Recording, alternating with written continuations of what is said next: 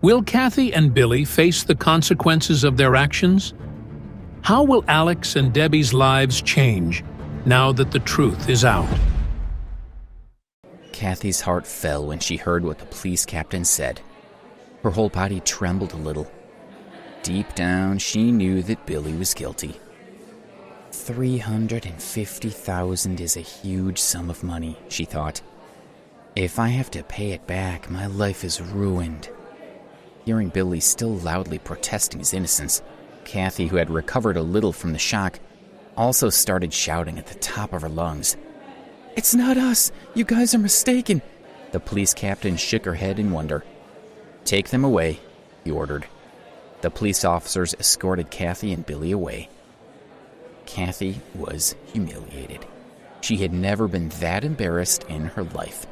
In the past, she had always known that she was better than Alex and had enjoyed flaunting that in front of him. She felt sure that leaving Alex had been the wisest choice. But now, Cathy had completely forgotten that he even existed.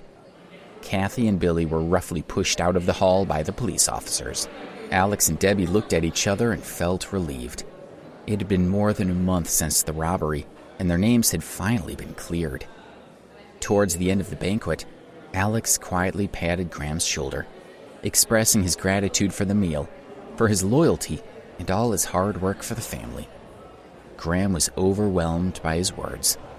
Before the banquet ended, Alex dragged Debbie out of the hotel. They called a taxi and headed back to Preston University. In the car, Alex called Ken Stokes. Now that Debbie knew his real identity, there was no need for him to keep anything hidden. "Mr. Stokes, thank you so much for your gift," Alex said with a smile. He didn't believe that it could be a coincidence that Billy had been arrested on the very day that he and Debbie had returned to New York. "Alex, you're too kind," Ken said respectfully.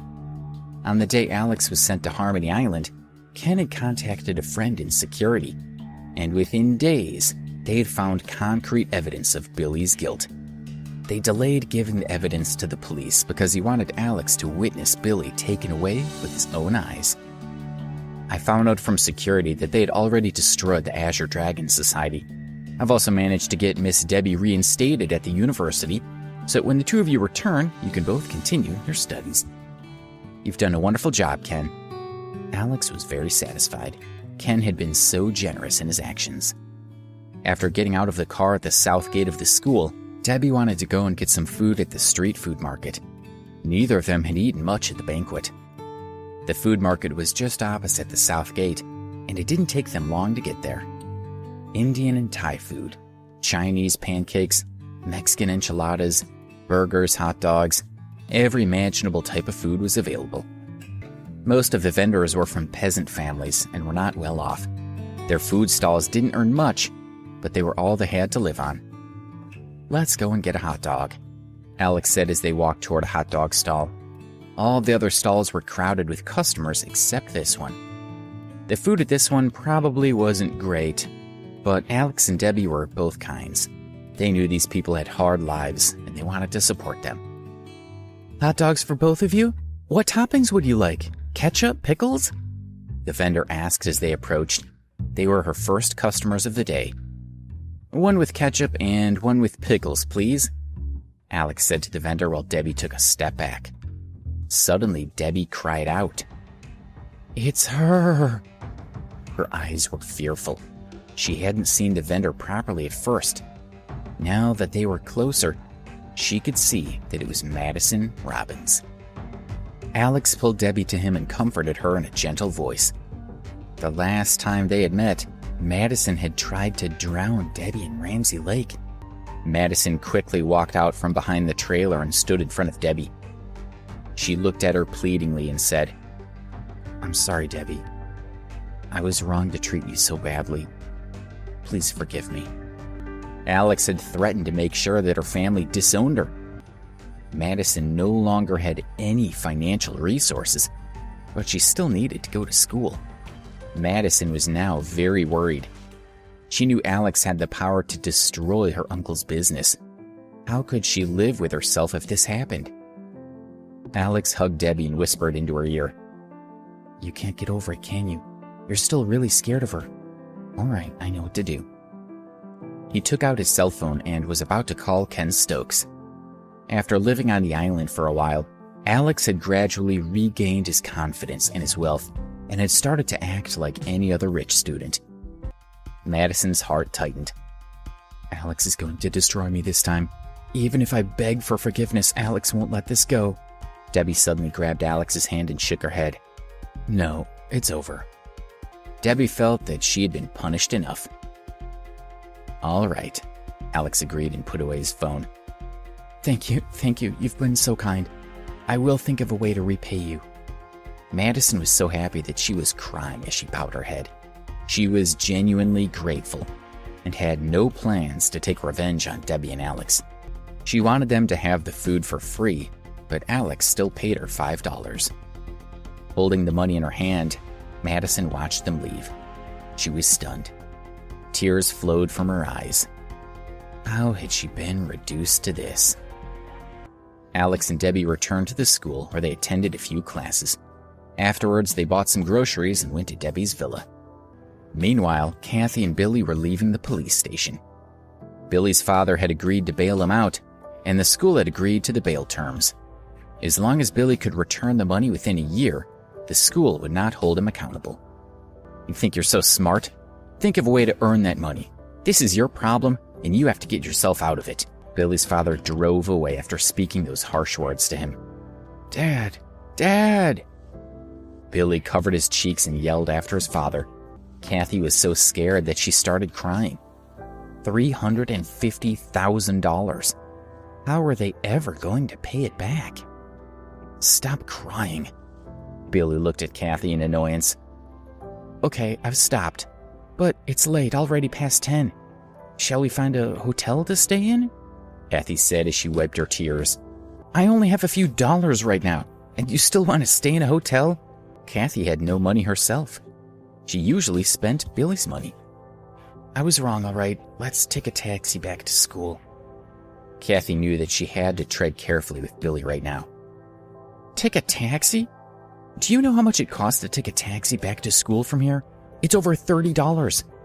Are you going to pay for it? Billy stared at Cathy with a mean expression. Cathy's lips trembled as she glared at him. She felt hurt by the way he was speaking to her, and when she looked at him now, he looked ugly to her. Come on, we'll ride bicycles back to the school. Billy grabbed Cathy's wrist and yanked her toward the row of rental bikes on the side of the road. Cathy suddenly dropped Billy's hand and ran away from him. She waved to a taxi, jumped in, and headed toward the school. The next day, Debbie went to school early in the morning. She had missed a lot of classes this month, so had a lot of work to catch up on. Alex got out of bed at 8 a.m. and took a leisurely walk to the school cafeteria. While eating breakfast, Alex looked at his phone. Billy's photo was displayed on the front page of the school's official website. This story was all about the $350,000 that he had stolen. Alex saw Billy walking into the cafeteria. He walked toward a table where Cathy was slowly eating a bowl of oatmeal. Even though Billy now owes this huge sum of money, it seems that Cathy is staying by his side and supporting him. She hasn't abandoned him. She must love Billy, and people should respect her for that, Alex thought to himself. Billy had walked over to Cathy's table and said, How dare you run away from me yesterday? You're unbelievable. Do you know how I got back? I had to ride a bike. My legs are knackered. Cathy looked at the furious Billy with a small smile. She said quietly, Let's break up. Will Cathy and Billy's relationship survive after their public argument? How will Alex react to Billy's behavior towards Cathy? What's next for Alex and Debbie now that they've cleared their names? Will Cathy be able to get out of the situation with Billy? Or will she be pulled back in? How will Alex react to Cathy's attempts to win him back? Billy was taken aback for a second, then sneered. You callous. You're so damn shallow. You used to beg to be with me when I had money, but now I'm in trouble, you want to leave me? Cathy snorted but didn't say anything. That was exactly what she was going to do. When they had first left the police station yesterday, she had planned to stay with Billy for a while, just because she felt sorry for him. But then when Billy ran out of money, she had had enough. "I've already told you, we're over." Cathy stood up and tried to leave, but Billy grabbed her hand, hurting her. "I should have known from the beginning what you're really like. You're not nearly as special as you think you are. I'm sick of you." Billy looked Cathy up and down and continued, "You can leave if you want, as long as you give me back all the money that I spent on you." "Billy, are you even a man? You want to ask a girl like me for money? Don't you have any shame?" When Cathy heard him ask her for money, she was horrified. "I was your girlfriend for so many months. You should be paying me money for all the time I've spent with you, not asking me for money. Have you got no pride?" "I spent hundreds of thousands on you. Do you really think you were worth it?" Billy was not thinking straight. "First, I have to find $350,000 to pay back, and now Cathy says she's leaving me. Okay, since you're begging, I'll let you off some of the money. If you pay me $350,000, we'll be even." "Psycho," Cathy said as she stared at Billy in disbelief. "You're not getting a cent from me. It's you who has to pay back the money. You're the one the police are after." "You bloody... trying to get one over on me?" Billy said as he looked at Cathy. Her face had 5 finger marks on it, and her hair was messy. He continued, "You know, I know some dangerous people. If you don't get my money from me within a week, you had better watch your back." Billy wouldn't stop talking. "If you can't pay me back, you're in big trouble. Even if I have to go to jail, I'll get even for this," he whispered into Cathy's ear. His sinister sneer made her shiver. "Now piss off." Billy gave Cathy a hard shove. Cathy knew a little about Billy's past. She knew that with his connections and determination, he would get his revenge if she didn't give him the money he wanted. But where was she going to find $350,000? Cathy walked past Alex in a daze. Her mind was filled with thoughts about the $350,000, and she didn't even notice him there. Alex sighed. He felt a little sorry for Cathy. When she had first fallen in love with Billy, he had worried that it would end badly, but he had never imagined it would be as bad as this. It's all Cathy's fault. She's always been so greedy. He shook his head and continued eating. Cathy walked out of the cafeteria looking dejected. All her usual energy had gone. The huge amount of $350,000 pressed down on her so heavily that she could barely breathe. Cathy sat down on the curb outside. She didn't care if her pants were dirty and other students were laughing at her. She hugged her knees and let the tears flow from her eyes. Hating herself, she thought, "Why did I have to aggravate Billy when I knew how angry he already was? And now what have I achieved?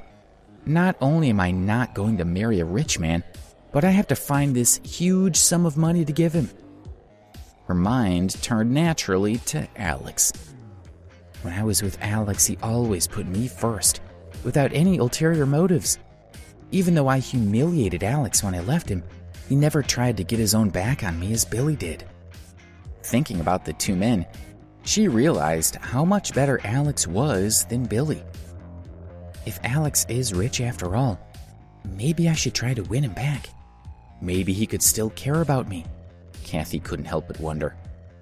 It's been proven that it was Billy who stole the $350,000, which means that the money that Alex donated was his, which proves that Alex is rich after all.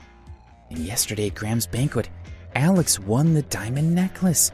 He is rich. If Alex was willing to help Cathy, then all her problems would be solved. Thinking of this, Cathy became excited. She felt a ray of hope. The key question now was, would Alex help her? When we were together, he gave me everything I wanted. Although I left him, he used to love me. Debbie, that peasant, has been with Alex for quite a while now, but he probably only got together with her because he was lonely and couldn't have me. I outclass her in looks, clothes, and education. If I beckon him, I'm sure Alex will come. Cathy felt much better as she thought of this. She stood up from the curb and looked around to see a few boys watching her. "Hey, gorgeous, don't be sad. Billy is a... Let's go, we'll buy you a drink." The boys had seen her arguing with Billy in the cafeteria and tried to cheer her up. Don't think I don't know that you're only after one thing, Cathy sneered at them. The sadness from earlier was long gone. Why don't you piss off? She snorted coldly and walked toward her dorm. She needed peace to think of a plan to win Alex back. When he had finished eating, Alex went back to his dorm to catch up with Ben and the others. They were thrilled to see him and asked him about everything that had happened. Alex didn't tell them everything about Harmony Island, only that he had been keeping a low profile and decided to come back when he heard that the real thief had been arrested. He was worried that their friendships would change if he told them who he was. How would he know whether their feelings were genuine or if they were just after his money? Alex knew he would hate that, so he decided to keep his wealth a secret for now. Only after they'd had lunch together did his friends stop asking Alex questions and let him go. Alex noticed that Cathy didn't attend their afternoon class. He was really afraid that Billy might have done something to her. In the evening, Alex wanted to have dinner with Debbie, but she had to stay in the classroom to take supplementary lessons, so Alex left her to it. Just as he was thinking of going out for a meal, Cathy called him. Alex hesitated for a moment, but finally answered her call. Alex. Cathy pretended to be relieved that he'd answered her call, but deep down she was sure that he still had feelings for her. When you saw that it was me calling, you answered the phone so quickly, she thought. What's wrong? Alex asked in a friendly tone. He was afraid that she would do something stupid. Cathy cried softly. I'm fine. I just really want to meet with you. Is that okay? She said in a low and dejected tone. She was trying to get his sympathy. Alex hesitated. Can't I just want to see you? You used to be happy to see me at any time of the day or night. Have your feelings for me changed so much? Cathy asked with a sob. All right, if you don't want to see me, then I have nothing else to say. I guess that the year we spent together meant nothing. She was disappointed, but she didn't end the call. All right, I'll meet with you, Alex said lightly. Great. Meet me right now at the Angel Bar outside the school. She quickly ended the call before Alex could change his mind. Cathy was already in the Angel. She took out her small mirror and admired herself in it. A proud smile appeared on her face. She thought, Alex, I didn't think you would still care so much for me after so long. The moment I called you, you agreed to meet me. You have no pride left at all. However, I don't blame you. You're not blind after all. How could you not want to be with me again? It didn't cross her mind that if Alex was there, he probably would have told her that he only agreed to meet her to get her to stop calling him. As one of the few bars outside of Preston University, the Angel was popular with university students. It was always buzzing. Alex walked into the bar and saw Cathy waving at him from the dimly lit corner seat. Here, she cried out. Alex sat down opposite Cathy, who called the waiter over and said, I want a glass of champagne. Give him a single malt on the rocks. These two drinks came to almost $50, but Cathy thought, why not, since Alex will be paying? The drinks were served quickly. Cathy and Alex were sitting opposite each other at a small table. Cathy took a sip of her wine and quickly said to Alex, I broke up with Billy. Yesterday I found out that he was a thief, and I felt terrible for blaming you for the crime. He's a total thug. I can't be with a criminal, so yesterday when the police confirmed that it was Billy that stole the money, I broke up with him straight away. Didn't you break up this morning?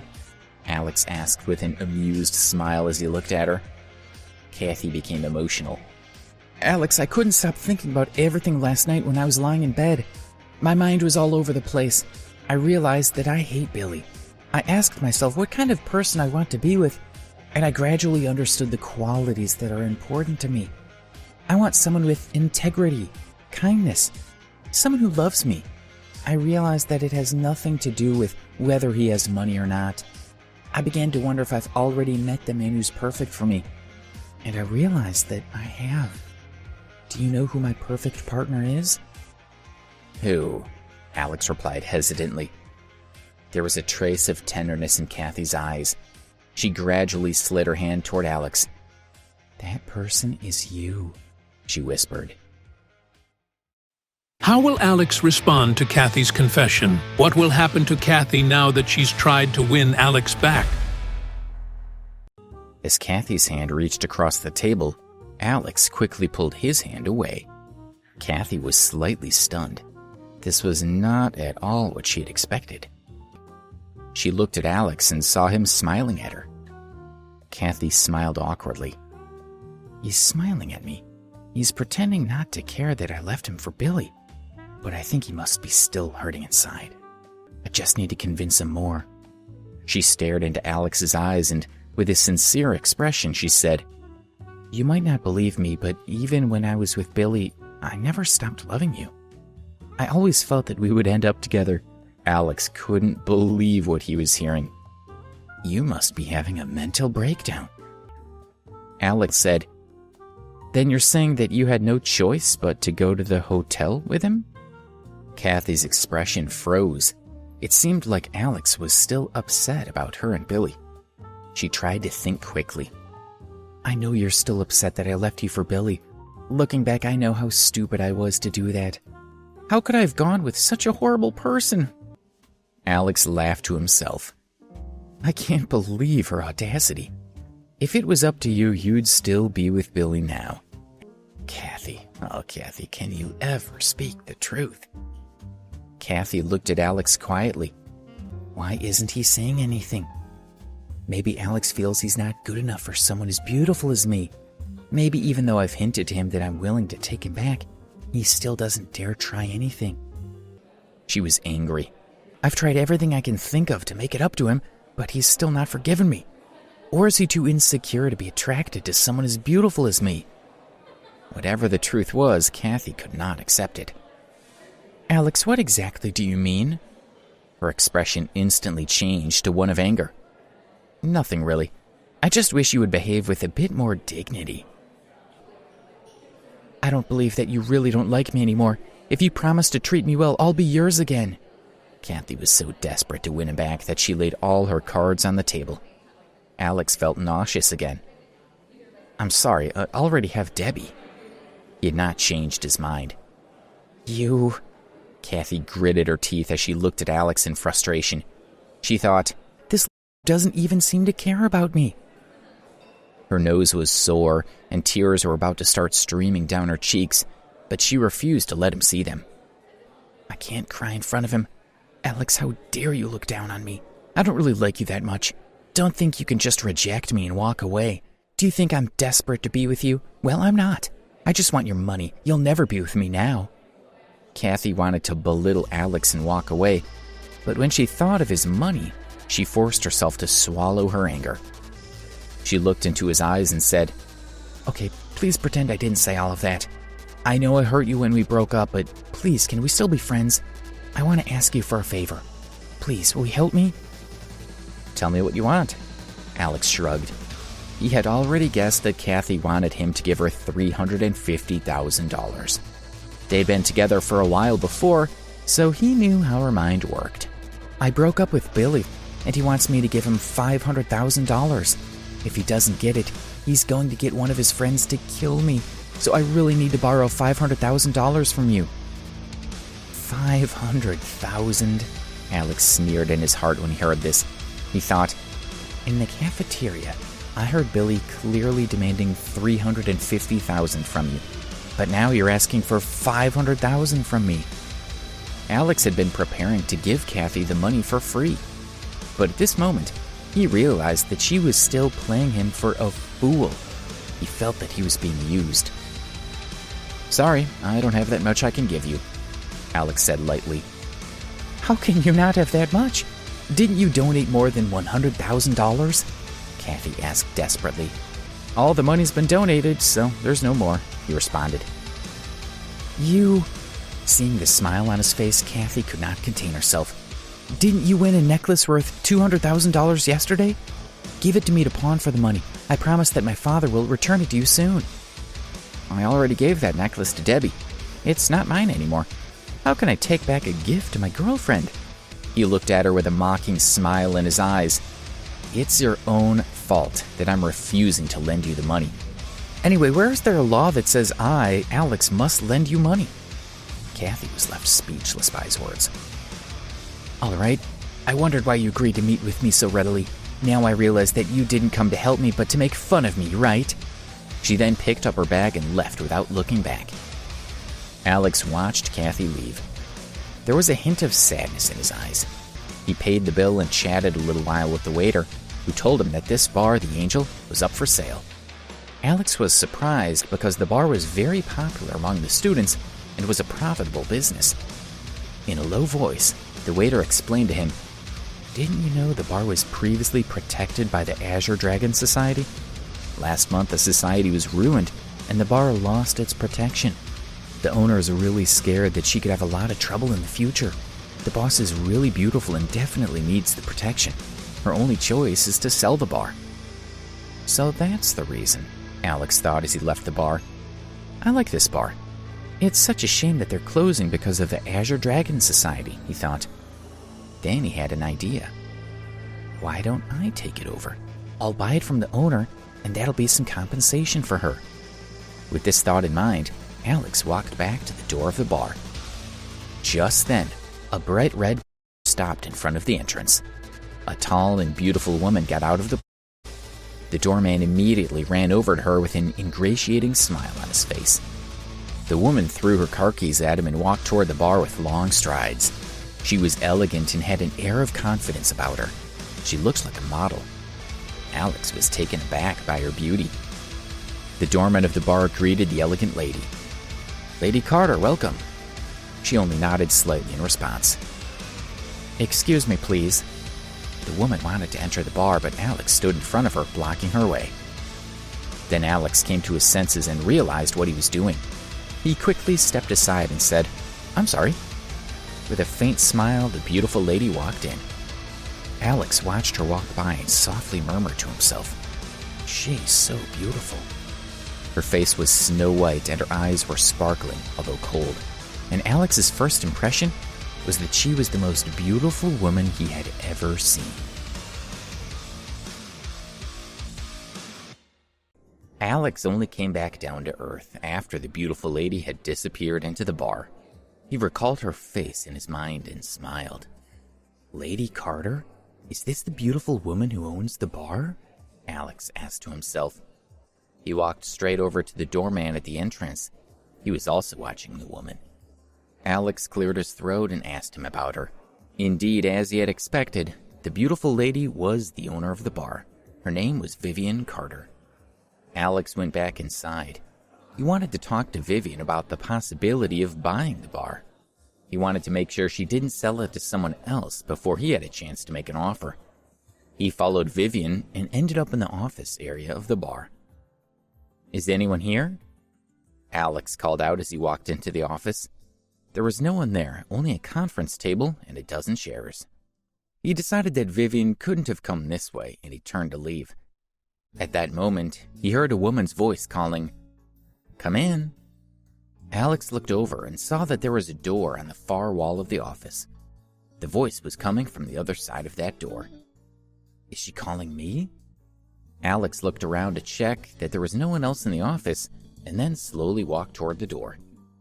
He gently opened it and stepped through. The moment he walked through the door, Alex froze. The door led to a bedroom and a sitting room suite with a dressing room at the far end. "Ah!" the lady exclaimed when she saw Alex. "Get out!" Vivian said angrily. "Okay, sorry," Alex answered weakly and left. 5 minutes later, Vivian walked out of the small suite. She stared at Alex and walked slowly toward him. Alex could only smile awkwardly. At this moment, another beautiful lady, the manager of the Angel Bar, June, walked in with a towel in her hand. "Vivian, I found a fresh towel for you." "Who's he?" "He's here to apply for a job as a waiter," Vivian said before Alex could reply. The boy looked to be only 20 years old, so she assumed that was what he was here for, and she was too embarrassed for June to find out what had just happened in the suite. "A waiter? We don't need a waiter here, sorry," June said to Alex with a smile.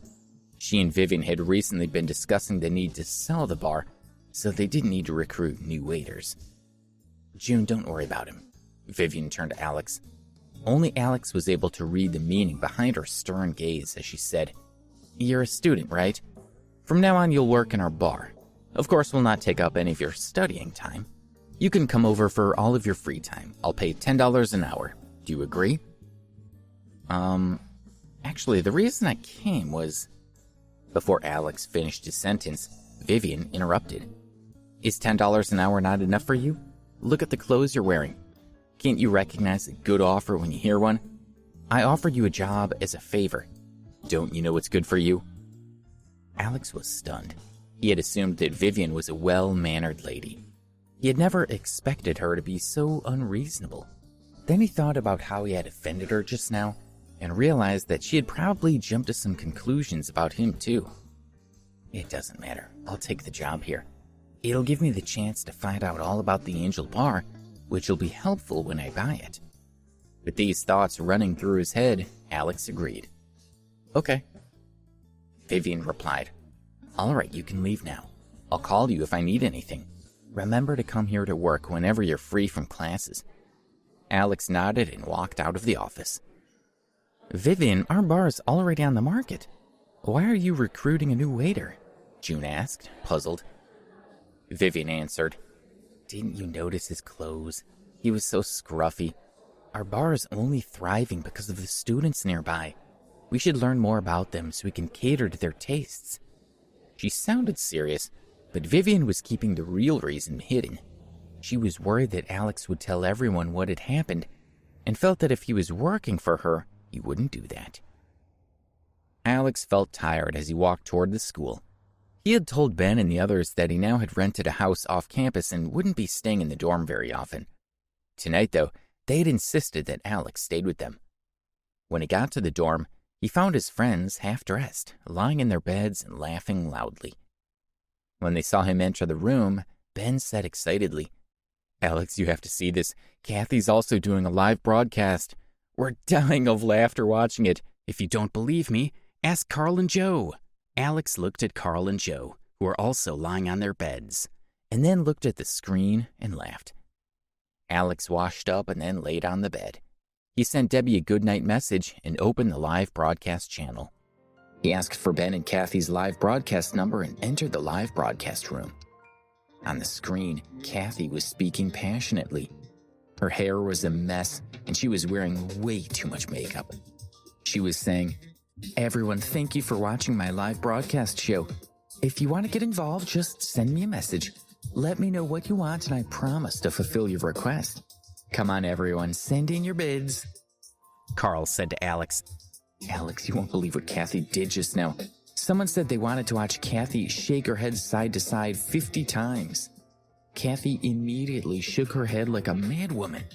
After shaking her head, she was so dizzy she fell off her chair." Alex frowned slightly. Cathy is clearly hoping to use the live broadcast to earn $350,000 that she needs to pay Billy, he thought. He glanced at the screen. The comments appearing on the screen were all mocking and ridiculing Cathy. "Best-looking female broadcaster on the entire web," said another.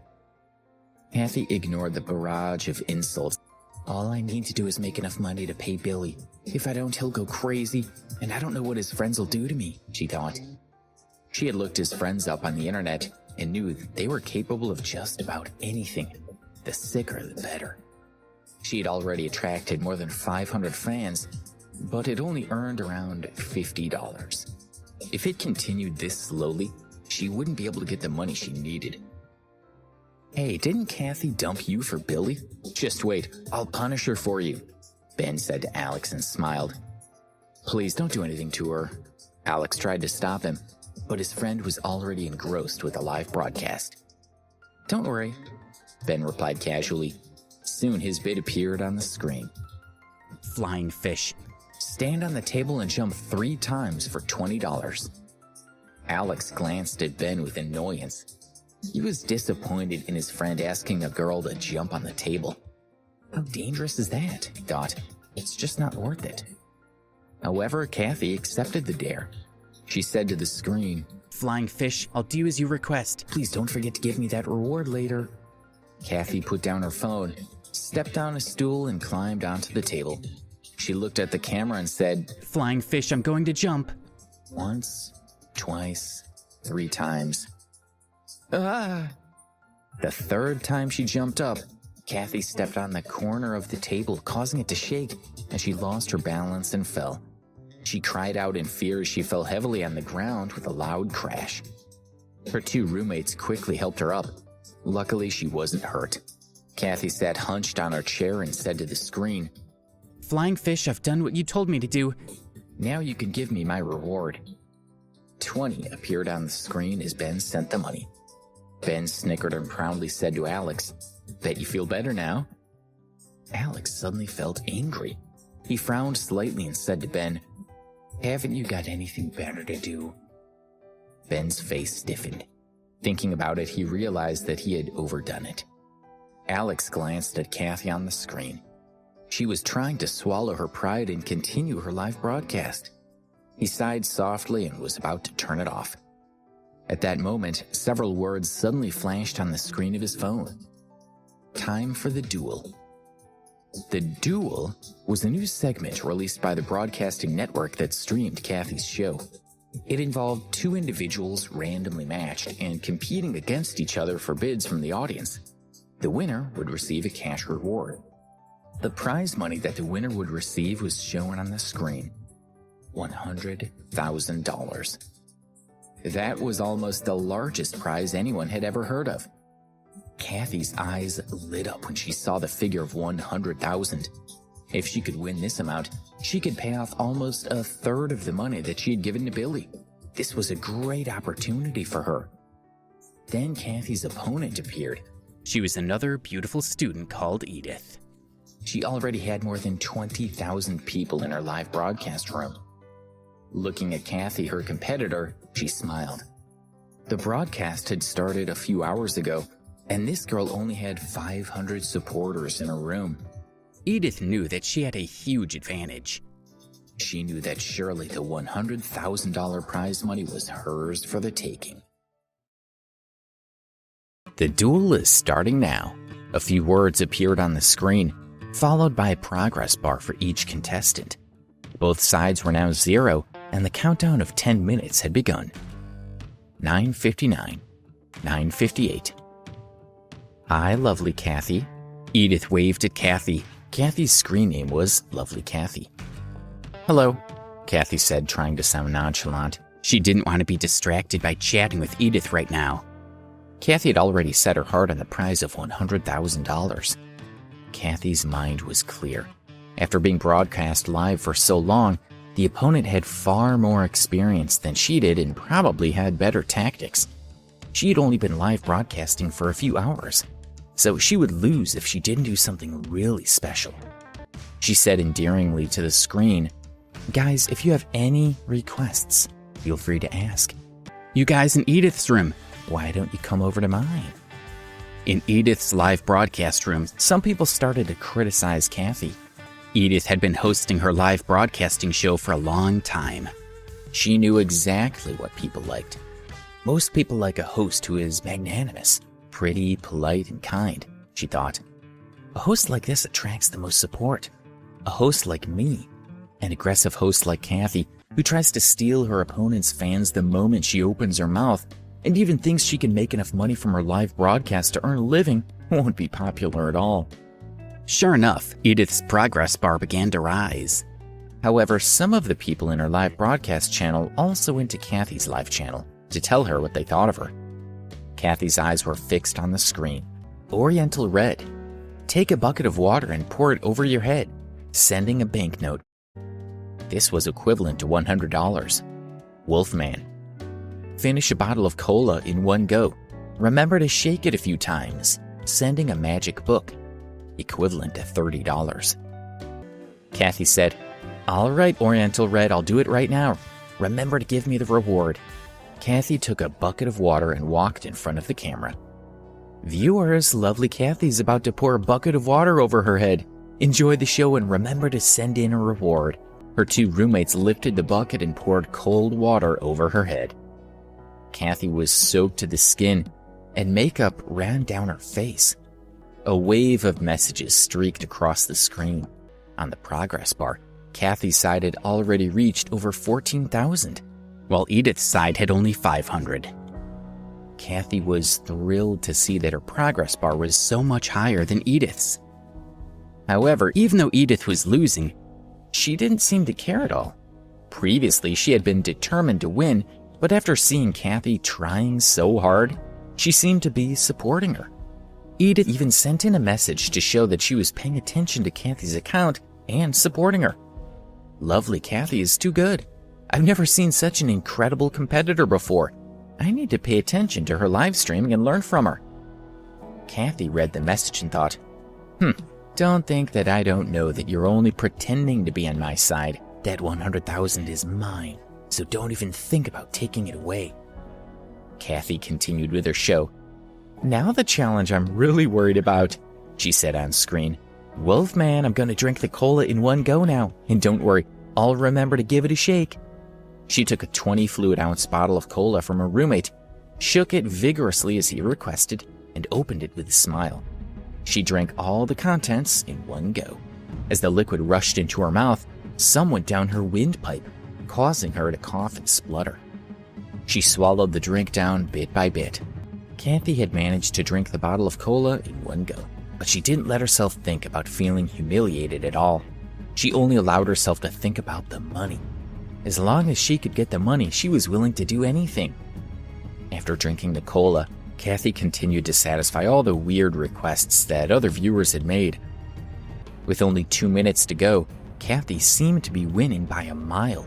Her total was already at 27,000, while Edith's was only at 2,000. At this moment, Edith, who had been quietly watching Cathy's humiliating performance, murmured, "The competition is just about to begin."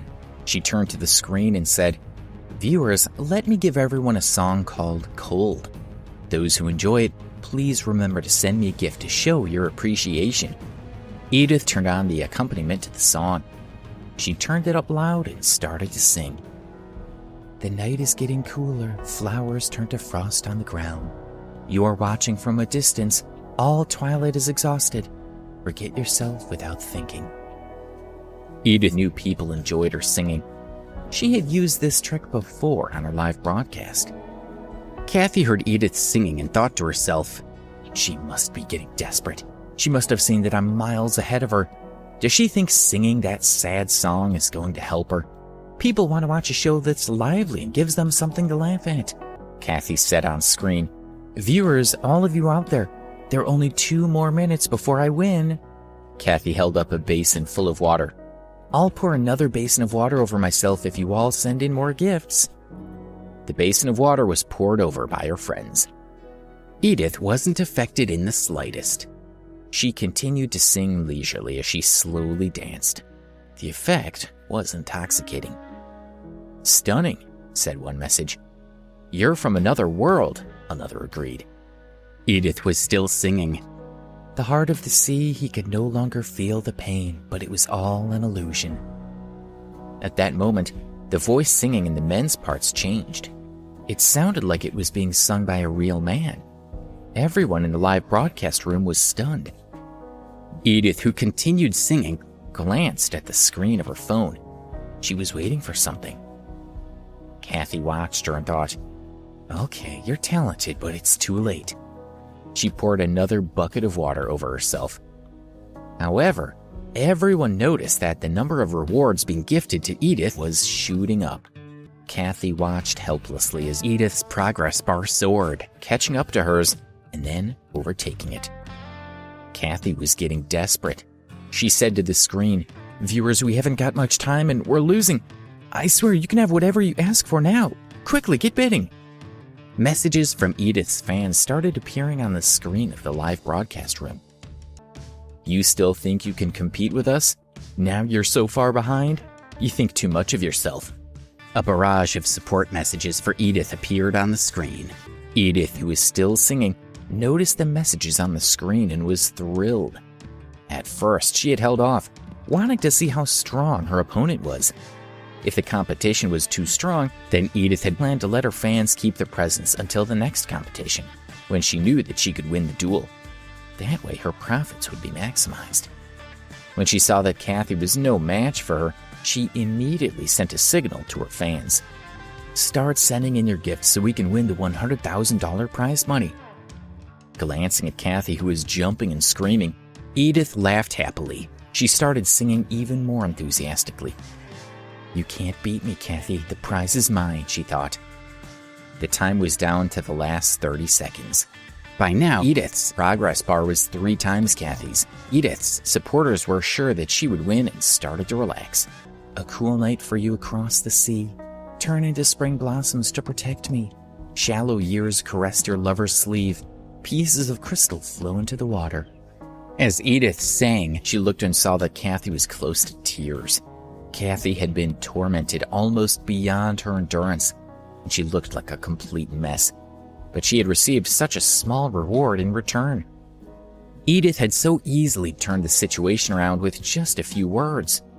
Cathy felt her anger building as she listened to Edith's song. The seconds counted down. 10, 9, 8. Edith was continuing to sing beautifully and her fans were already celebrating. Cathy stood there looking like a... Her whole body was drenched and she shivered and clenched her fists tightly. 5, 4, 3. Cathy squeezed her eyes in pain as a line of tears rolled down her face. Then, in the last few seconds, some messages appeared on a live broadcast screen. Adam Childs gifted 10 space-time battleships and 5,000 tiger teeth coins. This was equivalent to $2,500. A row of space-time battleship gifts appeared on the screen. Cathy's progress bar had almost caught up with Edith's. An admirer gifted you 10 warship space-time battleships. The viewer made his move again. After giving another 10 gifts, Cathy's progress bar had overtaken Edith's. 1, 0. The duel time was over. Before anyone could react, the timer ran out, and the winner was Cathy. Edith abruptly stopped singing. Her vision was blurred as she checked her progress bar. It had far surpassed Cathy's only 3 seconds ago. So how could her lead have disappeared so quickly? What's wrong? Is there a problem with the system? She moved closer to the camera and looked at it in disbelief. My $100,000, she thought. She had been lying when she said she didn't care. She checked the screen again. Right at the end, someone had given money to Cathy, causing her to win. Just 3 seconds earlier, Edith had been winning and the $100,000 would have been hers. She had asked her fans to hold back for a while so that she could win a larger amount of money right at the end. And now she had lost. What are you trying to do, Adam? She asked. You think you're amazing just because you have a few dollars? You should have stepped in earlier. Edith continued to scold him, but her live stream had disappeared. Cathy still hadn't recovered from the shock when her roommates came over. She pointed at the screen and mumbled, I won. The $100,000 is mine. When her roommates saw the screen, they realized it was true. Edith greeted the live broadcast camera. Hey, Adam, why didn't you come to my live broadcast room? Why did you help Cathy instead? Edith was extremely jealous of Cathy, who was getting all the attention as well as $100,000. If everyone watched Cathy's live broadcast, wouldn't she get all the money? Cathy, hurry up and thank Adam, Edith reminded her. He gave you $100,000. Adam, thank you, Cathy said. I really don't know what to say, but I'd like to meet you. You must be a wonderful person, and I'd like nothing more than to see you. I really want to hug you and kiss you. Of course, I know I'm not good enough for you. Cathy's mind was a mess and she was babbling. I want to see you too and kiss you, Edith said, unwilling to be outdone. Cathy was such a schemer, but Edith wasn't about to step aside. A message popped up on the screen announcing, Adam has left the live broadcast room. Alex looked at the phone in a daze. When he had seen Cathy's pitiful look, he hadn't been able to resist helping her. He saw the gesture as a tribute to the years they had spent together. He was just about to power off his cell phone and go to sleep when he received a message from the live stream account. It was Cathy. "Adam, thank you so much. I was so worried. If not for you, I would have been humiliated. I didn't do very well in the live broadcast." Alex knew that Cathy was only fawning over him because he was rich, so he lost interest and simply replied with, Cathy was overjoyed to see that Adam had answered her. She stole a glance at Edith, who was still broadcasting live, afraid that she would see what Cathy was doing. She messaged Adam back, "Oh, and I wanted to tell you that my good friend Graham Sterling invited you to a banquet at the Plaza Hotel the other day, but you didn't attend." Cathy had managed to calm down, and now that she remembered what had happened the previous day, she wanted to use this chance to meet Adam and to punish Alex. "Yeah, why?" came the answer. "Well, someone attended the banquet pretending to be you, and they took a diamond necklace worth over $200,000. I know who did it, and I can tell you his identity," Cathy sent, grinning. Alex smiled wryly. "Forget it," he responded. $200,000 is not a large amount of money for me. If he wants it that badly, then he can have it." Cathy still wanted to use Adam to have Alex arrested, but Adam didn't seem to care at all. She was slightly disappointed, but also pleasantly surprised. If Adam didn't even care about the $200,000, then he must be seriously rich. "Adam, what do you think of me?" Cathy hesitated for a long time before she decided to send the message. She was a rich girl, and she already had plenty of men wanting to be with her, but how could she give up such a good opportunity when it was right in front of her? "You look a lot like my ex-girlfriend," Alex sent back. A former girlfriend? Cathy thought. That's great. Everyone still has some feelings for their ex-girlfriends, right? "What was your ex-girlfriend like?" she asked with anticipation. "She's very pretty," Alex answered. "But she thinks she's poor and desperately wants to get rich. And she also had other men behind my back." "Oh, no wonder you left her.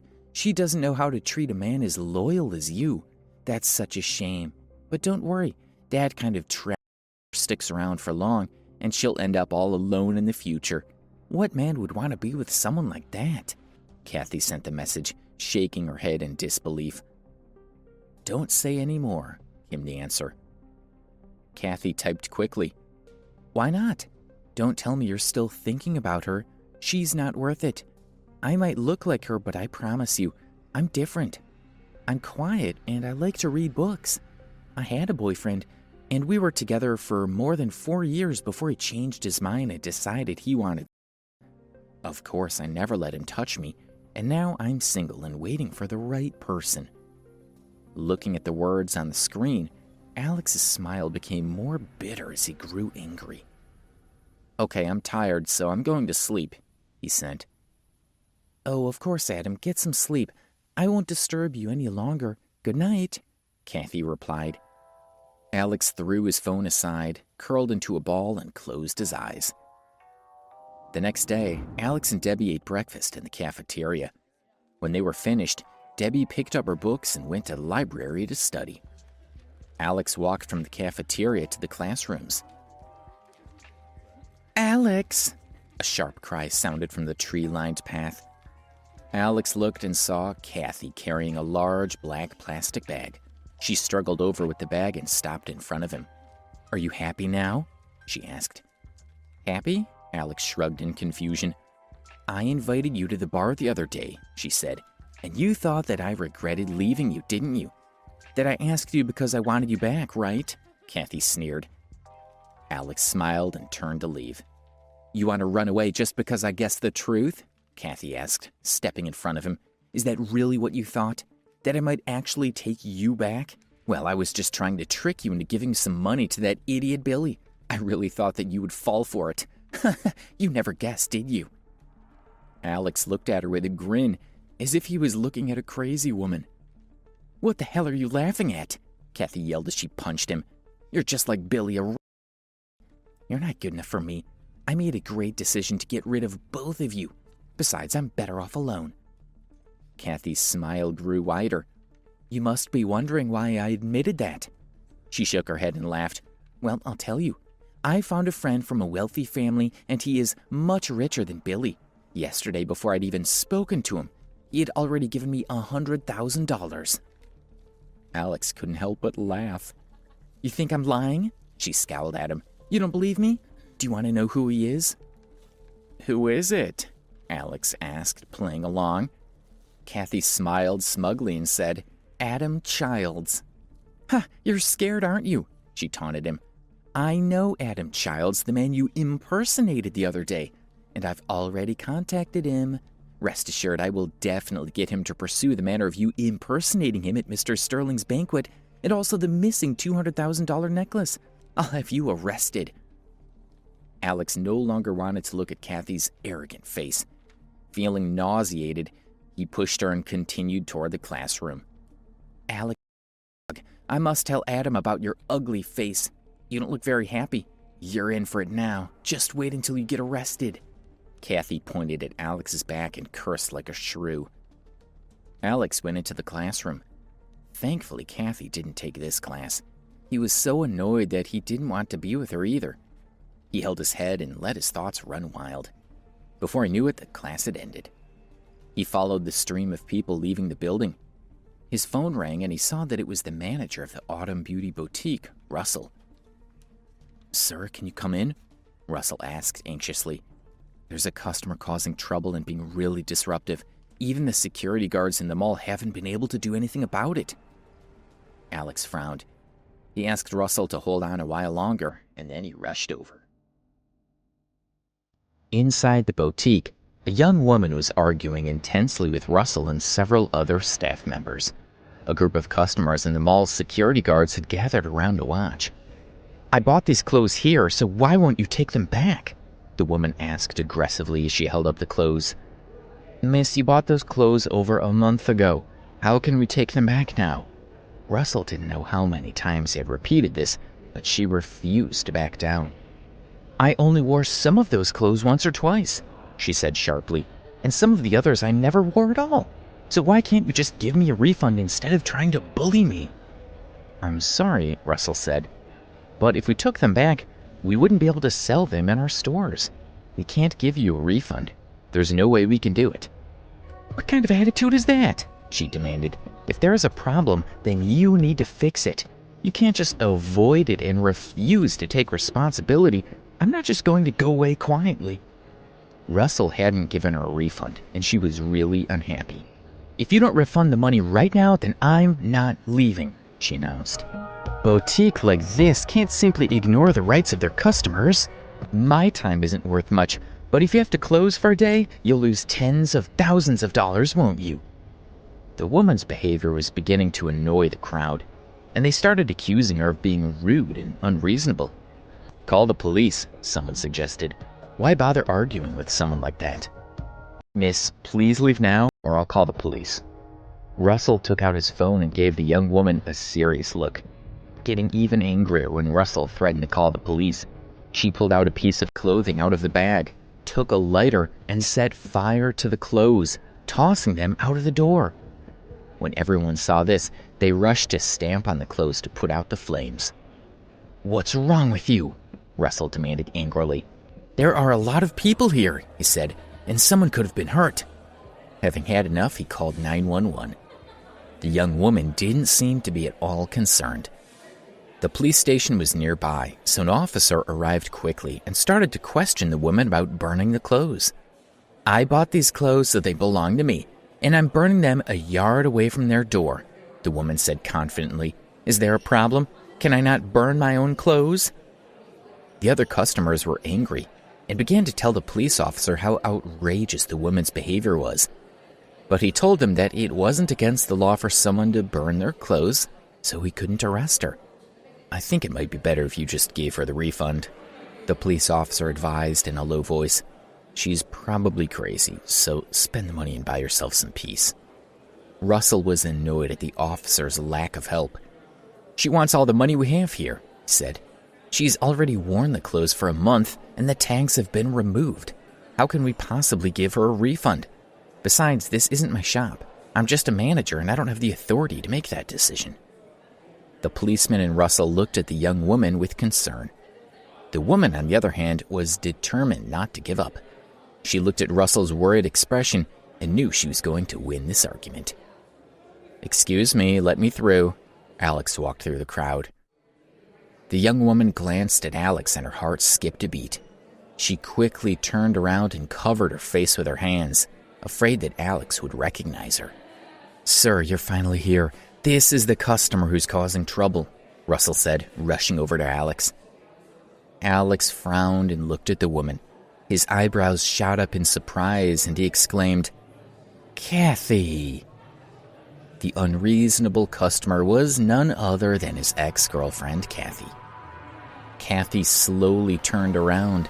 She looked at Alex in surprise, and then looked at Russell and stuttered, "He's your boss?" "Yes, he's our boss," Russell confirmed. She stared at Alex in disbelief. Her mind was spinning, and she couldn't understand what was going on. "You're the boss here?" she muttered, completely stunned. Alex nodded, and she felt that her world had been flipped upside down. "Hello," the police officer said, coming forward. "I think you should simply give her some money, just for the sake of getting some peace and quiet." The onlookers were against the idea. Giving money to someone like Cathy would only make her even more arrogant, and then she would try this again. Alex glanced at Cathy, who stood there watching him. He then looked at Russell and said, "Check how much these clothes cost and refund her the full amount." Russell was stunned, as was the crowd. But Alex was the boss, so he had to do what he was told. "Okay, I'll do it now." He picked up Cathy's plastic bag, walked to the counter and started checking prices. When he had finished, he walked over to Alex with a stack of money in his hand. It came to $20,000. "Sir, are you sure you want to refund that much?" Alex didn't answer. He merely took the money from Russell, walked over to Cathy and handed it to her. She looked at the money and then at Alex. She knew Alex didn't genuinely want to refund the money. She grabbed the money and threw it at Alex's face. "You're just trying to humiliate me, aren't you? Well, I'm not going to let you." Cathy seemed to have gone mad. The money lay scattered all over the floor. Russell wanted to argue, but Alex held up a hand and stopped him. She stared at Alex with pure hatred. "Stop pretending to be a good person," Cathy said. "You aren't. I don't need someone like you to pity me." With that, she pushed her way through the crowd and ran off. The police officer left and the onlookers gradually dispersed. "Sir, you're too generous. You shouldn't be so forgiving towards someone like that," Russell said. "She's my ex-girlfriend," Alex said lightly. "Oh." Russell was stunned, now understanding what Alex was trying to do. "I'm sorry, boss, I overstepped." "That's okay. I have nothing to do with her now," Alex said, smiling.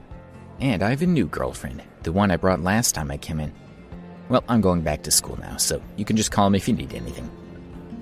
Alex walked out of the boutique and returned to the university to meet Debbie for lunch. Meanwhile, Cathy returned to school in a taxi. When she thought of those $20,000, she began to regret her actions and wished she had taken them. But she knew that, even if she was given a chance to do it all again, she would still throw the money at Alex's face. She could swallow her pride for money, but not in front of him. She wouldn't let him win. She walked silently along the tree-lined road. Her mind was filled with questions about Alex. She hadn't expected him to be the boss of the boutique. Why didn't I know that before? She wondered.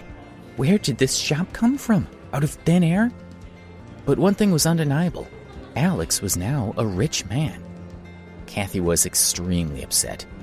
If she had known he was rich, then obviously she wouldn't have been stupid enough to break up with him. If they had not broken up, then Cathy would also be the boss of the boutique. When she thought about the missed opportunity, she felt sick to her stomach. Looking around, she realized that she had reached the small square in front of the library.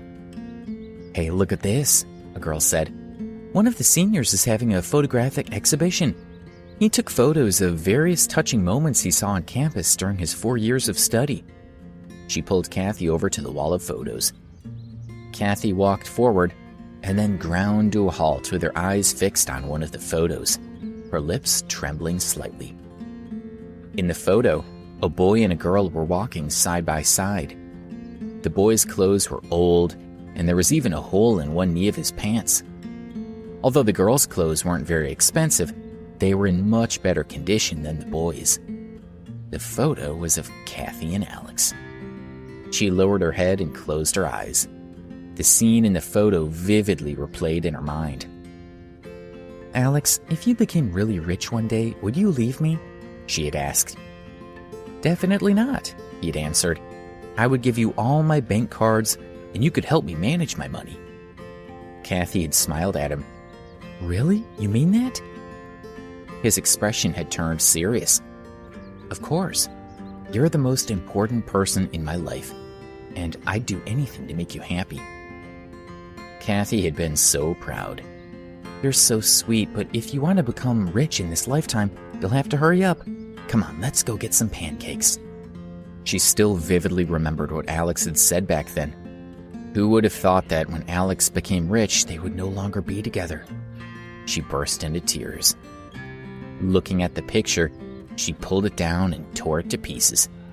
Then she threw the pieces on the ground and ran away.